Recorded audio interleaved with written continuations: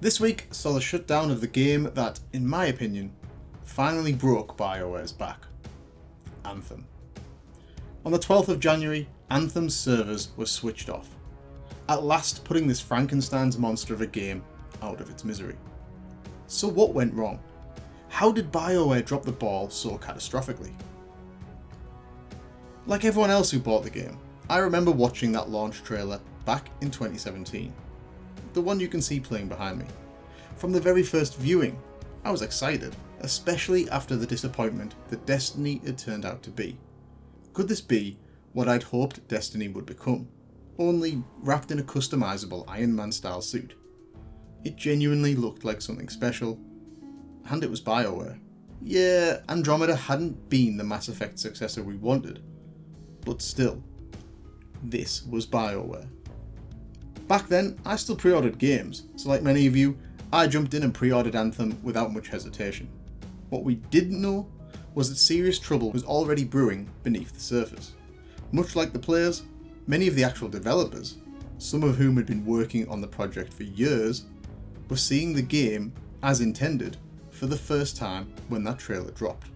Former employees later admitted that what they saw bore almost no resemblance to what they had been actually developing. As a result, huge chunks of the project were scrapped and had to be restarted. What followed was brutal pressure on staff to hit the 2019 release deadline, and while they did manage to ship something that vaguely resembled the trailer, what we got felt less like a finished product and more like a salvaged alpha.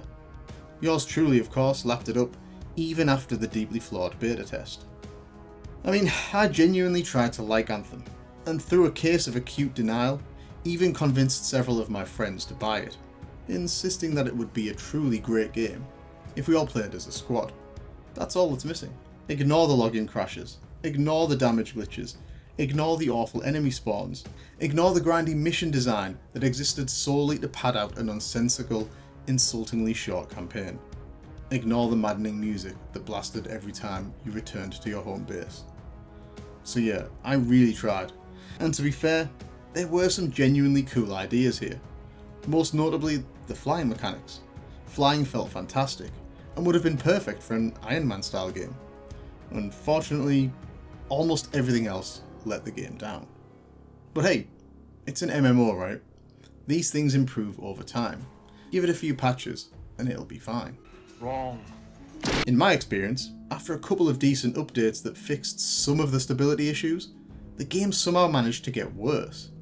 They tweaked loot drops so rare items appeared more frequently, which would have been great if I hadn't already spent hours grinding for legendary gear. Annoying, but okay. Until the enemies started glitching too. Mobs stopped dropping loot altogether, others didn't spawn at all. That's when the bubble finally burst. I realised I'd sunk around 200 hours into an incomplete alpha, a game with some potential, but one that was never going to live up to that first trailer.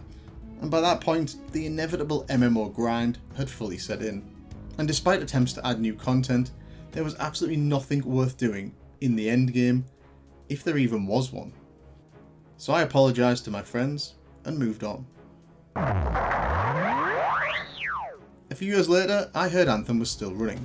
Out of sheer curiosity, I went back to it, and I did briefly consider reviewing it, but honestly, outside of a few new instances, nothing had really changed. Bosses were still bullet sponges, flying was still fun, everything else was still aggressively meh. No campaign fixes, no meaningful story additions, nothing. And I just couldn't bring myself to write a review when all it would say was Anthem was a 3 out of 10 at launch, and it's a 3 out of 10 now. In hindsight, I think it's fair to say Anthem was a disaster from day one.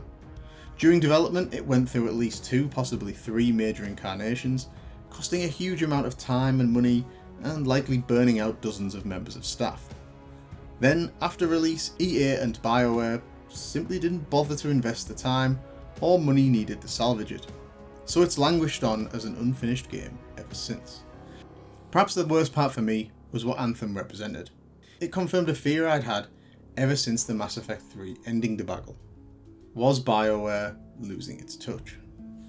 The first warning sign was way back in the past with EA's acquisition of the studio.